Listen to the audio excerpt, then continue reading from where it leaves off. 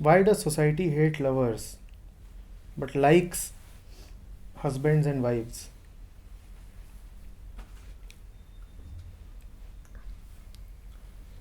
Society is not based on love. Society is a certain external order, and love is an intrinsic order, internal order.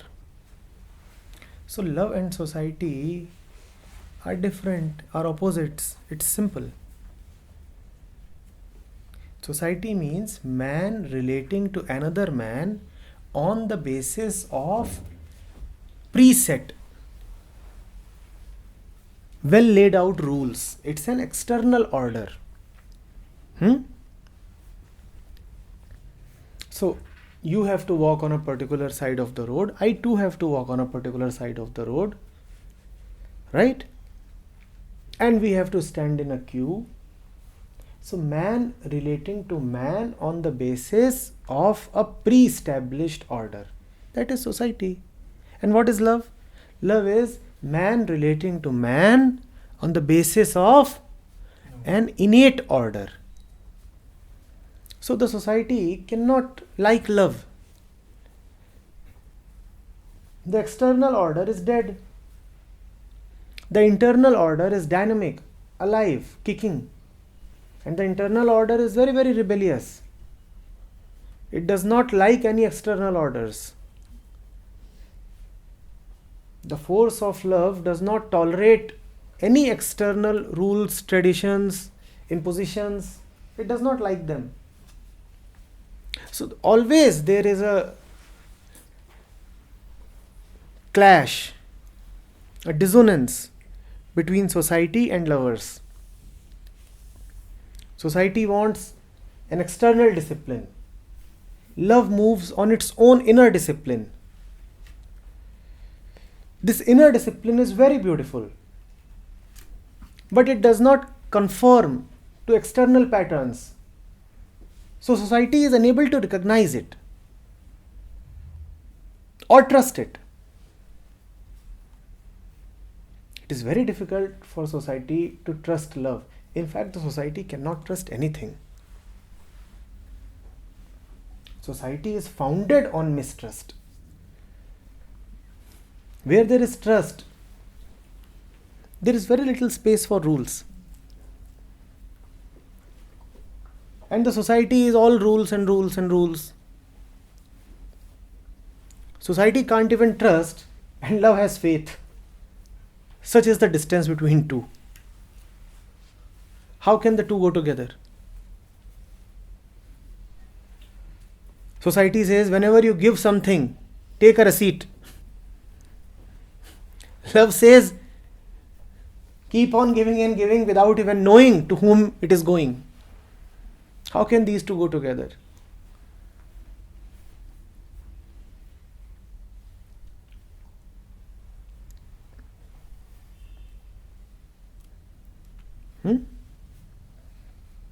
So, society feels afraid of the force of love.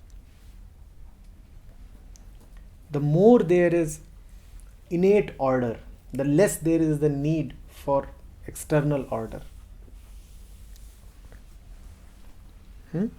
A healthy society would be one in which there would be an alive force that would realize the power of love and not impose any rules on it. But to do that, you require a very sensitive eye. See, obviously, there are a large number of people in society who are absolutely loveless. For various reasons, conditioning, this and that. For them, you need to have rules. Otherwise, they'll just run amok. And any possibility of liberation for themselves itself depends on whether they follow rules. So it is very much appropriate that they are kept under rules. A student must come to the classroom first. Only then there is some possibility of him learning anything. So rules are needed. For a loveless mind, rules are very much needed. But if those same rules are applied to a loving mind, then there is disaster.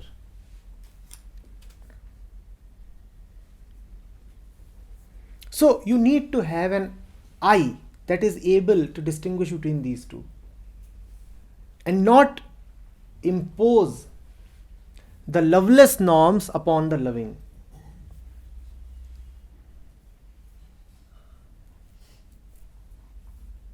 But that eye will then need to actually be an authority and not accountable to anybody, because these things cannot be explained.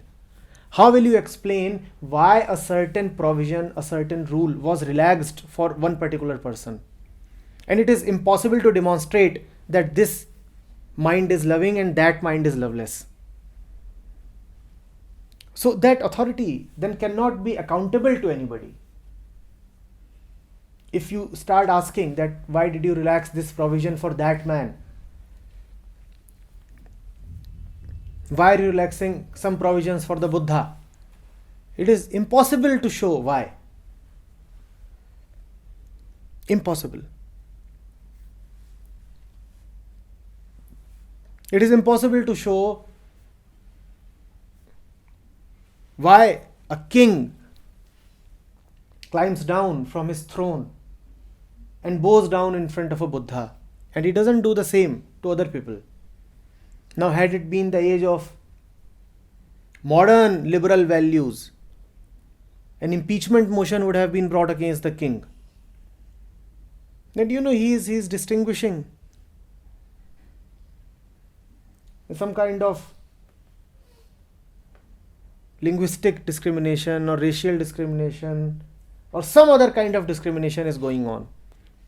The king does not bow down to so many people, but he is bowing down to this man. Why is he bowing down to this man? Now, how can the king explain that here I see intelligence, that here I see something sacred, which I do not see in others? So I have to bow down and I have to relax the usual terms of protocol in case of this person. He is different and deserves a different treatment. And this cannot be proven. There is no way of proving this, that this man is different. You only need to have the eye to see. It cannot be proven to somebody who doesn't have that eye. How can you show colors to the blind?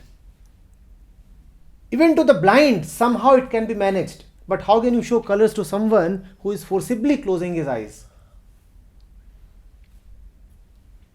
So this cannot be proved. But one thing is certain, that the dead structure of society strangulates love. And that's a tragedy. That's such a tragedy. So we have a society in which there is an external order and things are externally well in place. You have the traffic moving nicely in one direction. You have government offices. You have rail services. You have the entire democratic setup. And it appears that things are all going all right. You have hospitals, you have schools and colleges, and you have various institutions. You have economics, you have polity, you have the judiciary, you have the police and the rest of the executive. So it appears that everything is orderly. But it's a dead and imposed order. It is not arising from your heart. In fact, whatever arises from the heart is crushed down under the weight of this order. Because what arises from the heart is very rebellious. It is not prepared to remain subjugated. It will clash. And the external order is strong and powerful. It has means and methods and resources. It will subjugate and kill.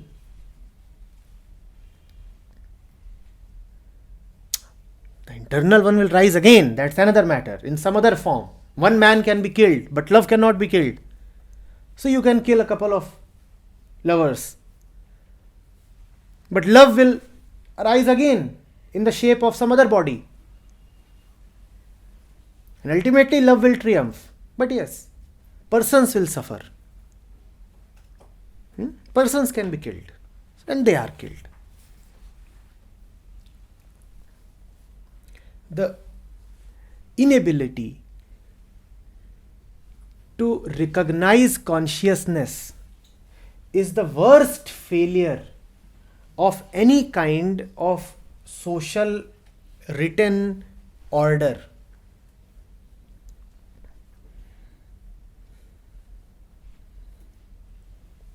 No order has any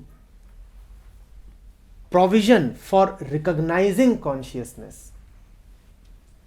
It just treats all bodies as the same. So if there are 100 drunkards and a Buddha and they go to a polling booth, the votes of each of them will carry the same weightage. Because the rules are the same for everybody, and we pride ourselves on this. Same rules for everybody. And we don't see what a blunder it is. And that exactly is the situation of the world. If there are 100 people, 99 are drunkards. So what kind of governments will you get? A drunken government.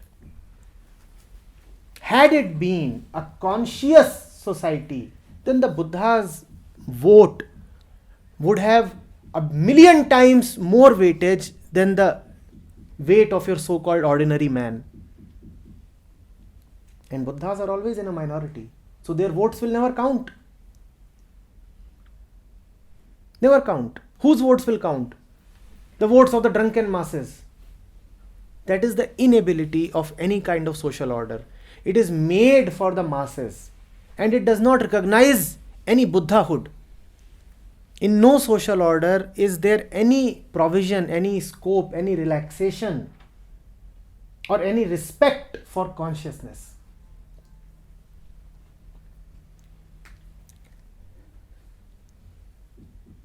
Are you getting it? So an order would be issued that nobody must walk the streets after midnight. Because it is assumed that whosoever walks the streets after midnight is either a thief or a scoundrel. They will not realize that somebody might like to go on a night walk at 2 a.m.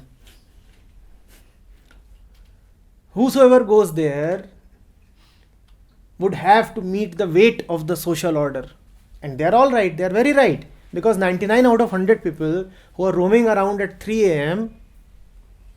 are thieves and drunkards.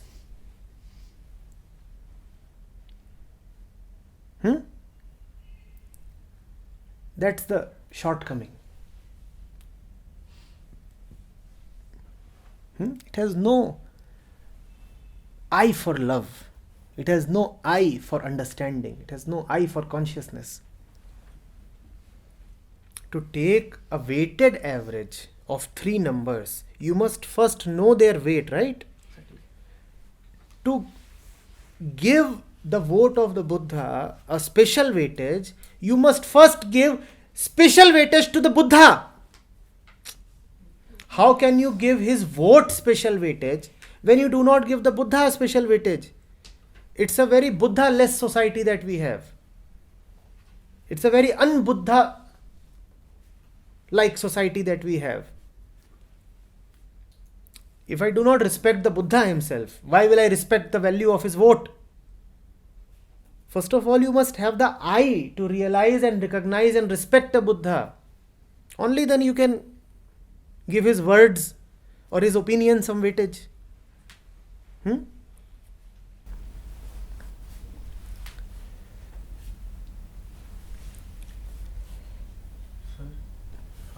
As I have read stories and many other things from Zen monks and other Buddha stories, I always had a doubt that if right now, if a Buddha arrives, then he just can't go and meet the president.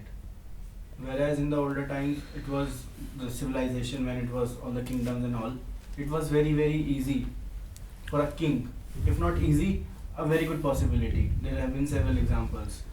So, do you think, Or is it that with the growth in educational system and industrialization, to reach the reach of a Buddha has also decreased or declined, or it's declining with it has become more faithless, the society, not open to ritualism?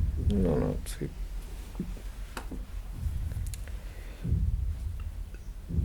Not only does the society change, the expression of the Buddha also changes with time. The Buddha is not a static unit. His expression, his demeanor too changes with time. So when I say Buddha, do not think of Siddhartha Gautam. That's not what I am referring to. When I say Buddha, I am referring to Buddhatva. I am referring to that within the Buddha, which is his essence, that knows how to operate in a given situation, in a given time.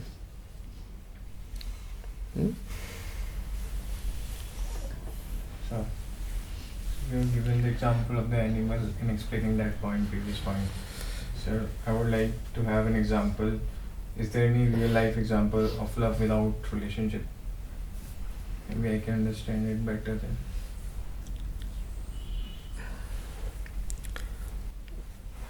See, 2-3 things are there. If I say here as an example, Anu and Prasanna, how does that help you? And what will you do with this example? If I say here as an example, Anu and Prasanna, now what will you do with this example?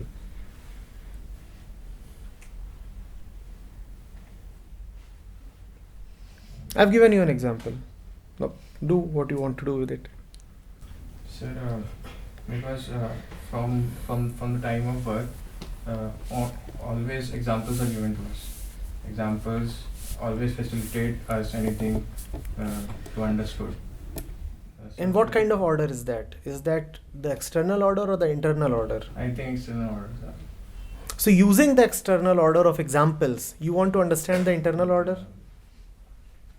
Examples are given exactly so that you can be subjugated under the weight of examples. You are not chewing your food, son. Mahatma Gandhi used to chew it 32 times. Now the son is under the tremendous weight of the Mahatma. What can he do? Why does the mind need examples? And what will it do with the examples? I have given you an example, Anu and Prasanna. Neither do you know Anu, nor do you know Prasanna, nor do you know anything about the relationship with them. And even if you know, all that you will get is some information, some knowledge. Will you ever be able to taste the relationship between them? It is between these two. What will you do with it? Even if I tell you that those two are lovers, there.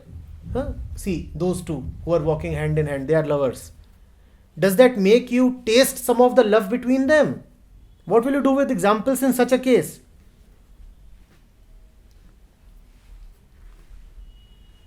And how will you verify? You will verify using your own standards. Had your own standards been appropriate and sufficient, you would have already known love. Why would you need examples?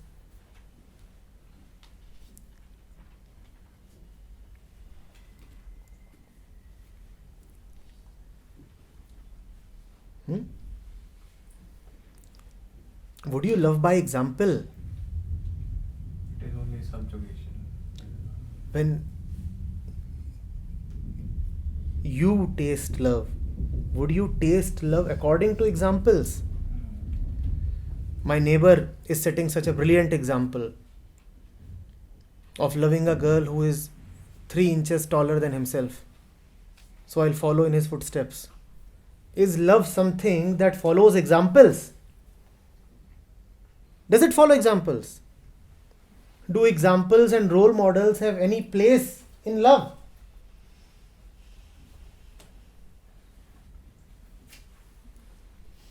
My grandmother was seen by my grandfather 8 years after their marriage.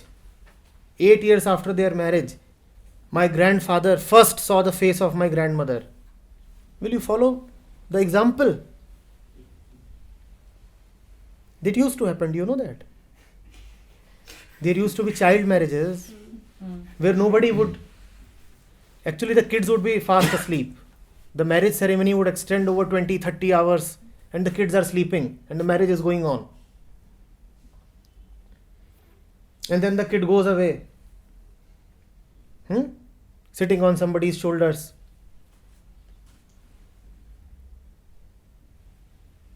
And the kanya is so small.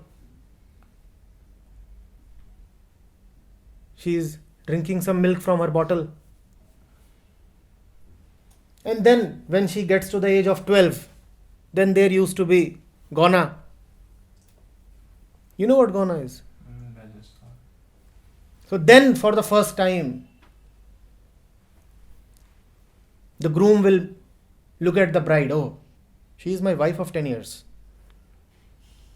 Since 10 years I am husband, she is my wife, see.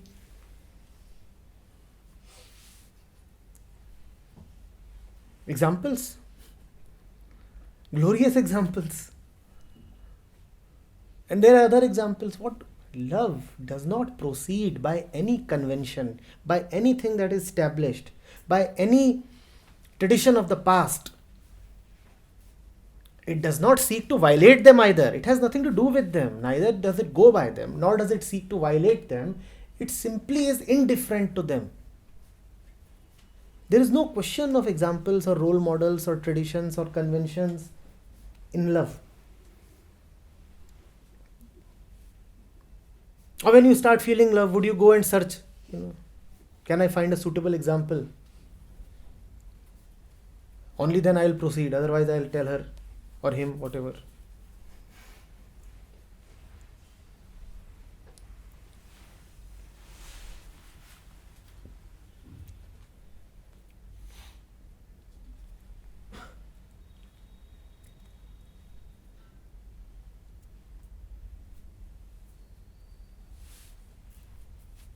So you see a turtle and you Google, is it alright to love a turtle?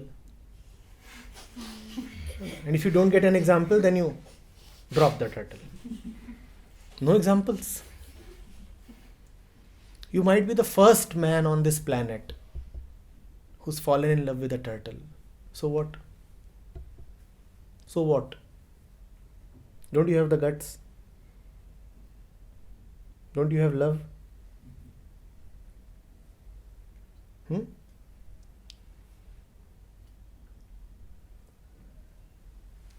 Turtles don't think this way. They won't go and Google. Why do you want to Google? If you are loving towards a turtle, see how it responds. Turtle never asks, Mama, is it alright to be nice to this one? And Mama says, wait, let me first go and ask the elders. And turtles live long, 200 years. So, maybe they can find an example from 2 centuries back. Doesn't happen. It's alright. Spontaneous.